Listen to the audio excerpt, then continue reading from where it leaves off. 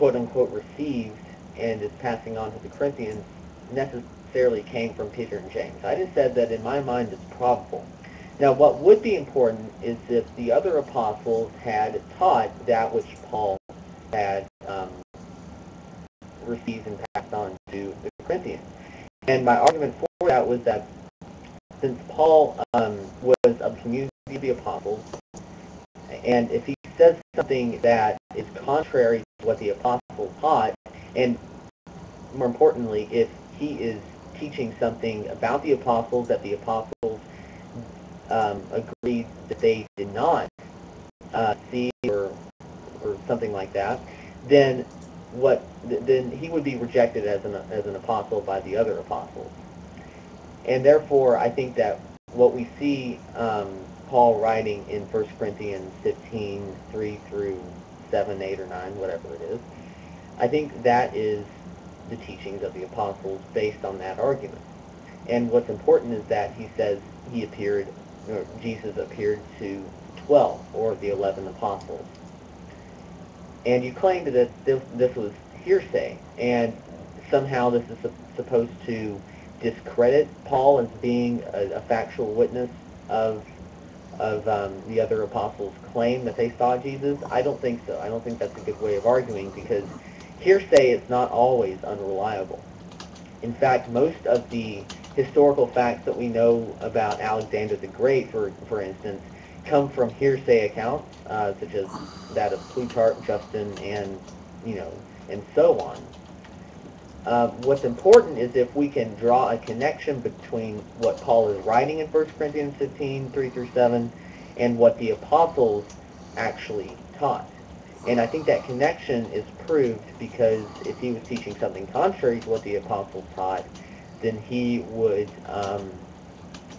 be rejected by the other apostles as being a liar about what they supposedly had witnessed and stuff like that. So I think that that's sufficient evidence, that Paul is sufficient evidence to show that the other apostles indeed did witness or claim to witness a resurrected Jesus in whatever form. I'm prepared to argue that it was a physical form. You probably think that Paul claims otherwise. Now, you also claim that Paul had said that he received the gospel from revelation. Revelation not coming from man. And I would agree that Paul's right there. He did not receive the gospel from man. But the gospel in particular form he could have received from a man. But the gospel as a concept, as, gospel as the teaching itself did not come to Paul by man.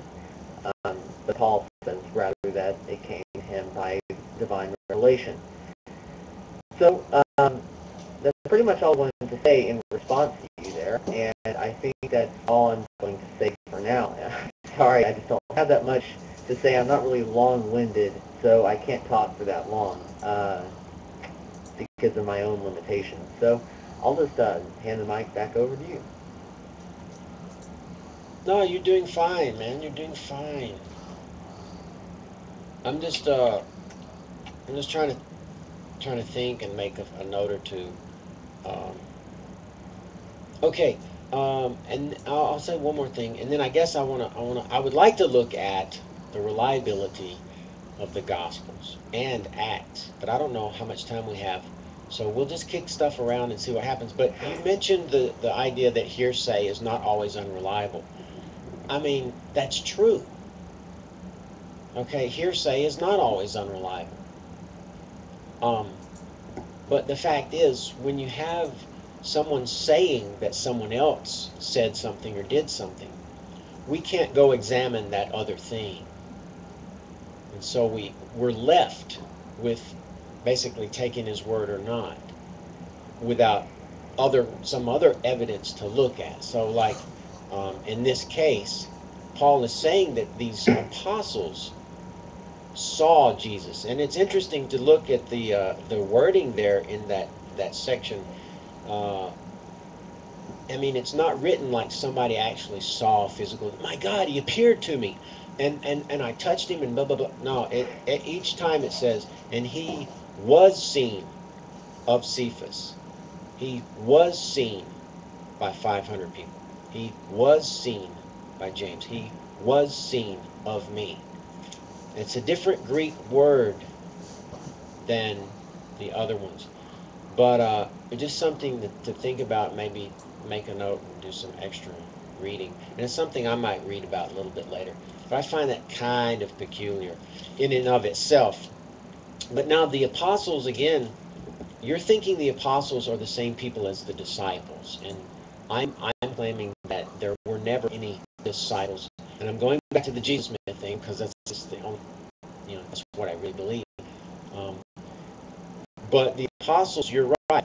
The apostles, if the apostles, and you know who they are, Peter, James, John. Uh, if they disagreed with Paul, they would not have hit it off. They would have split, just like everyone else in the early Christian um, formative years did. We can read Paul. Paul is railing on these other gospels floating around. He says, if you hear any other gospel than the one I preach, even if it's from an angel, don't listen to it. There were many gospels and many flavors of Christian doctrine floating around. And if you go to the first epistle of John, I believe it is, you can see that, they weren't of us. They left. They went out from us because they weren't of us. It was so divisive back then, and everyone had their own flavor. And so if the apostles didn't agree, they certainly probably would have split at some point. And the thing is, what I'm claiming is that Paul is of the same camp as the early apostles, in that they were receiving a revelation of Jesus. So I'm saying that, yeah, they were in somewhat of an accord, because the only revelation they were getting was not oral tradition, but from the Scripture, the Old Testament. And so they were apostles. They were messengers to send out this hidden message that had been hidden throughout the ages. Think about it. If Jesus was revealed to mankind in a ministry on earth, it wouldn't be very much of a hidden message, would it?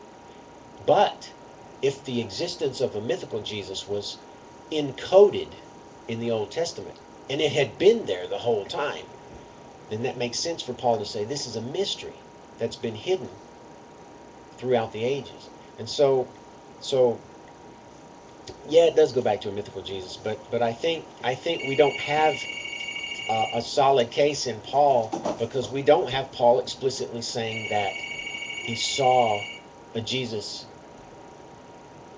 where we can latch onto it, because as I've already showed, he was persecuting Christians long after Jesus died, and he was not yet converted. So I think it's an open and shut case that Paul never really saw a risen Jesus. He only saw him at most in a vision. And that doesn't really help our case that much. But that's I guess that's all I want to say about that. So we kicked around that idea a little bit, and then the other thing I wanted to do, if let's see, I wanted to make sure I didn't. Let's see. I got notes. I don't know where they are. But this is okay. It's okay. All right. Are you? Do we need to take a break, or can we keep going? It's been about an hour. Do we, Doesn't really does matter. anybody want to take like 5? If you want to take a break, I'm fine with that. I mean, is everybody okay if we take like 5 minutes? Is that okay?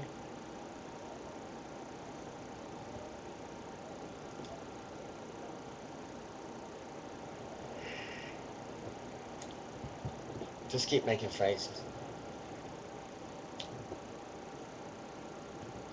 It looks like my hand's glowing with the power. Okay. This is what I'm going to do. I'm going to take a couple minutes. And then when I come back, if you want, I'll take...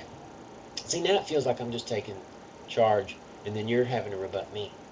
But I did want to do this. I wanted to address what I feel are some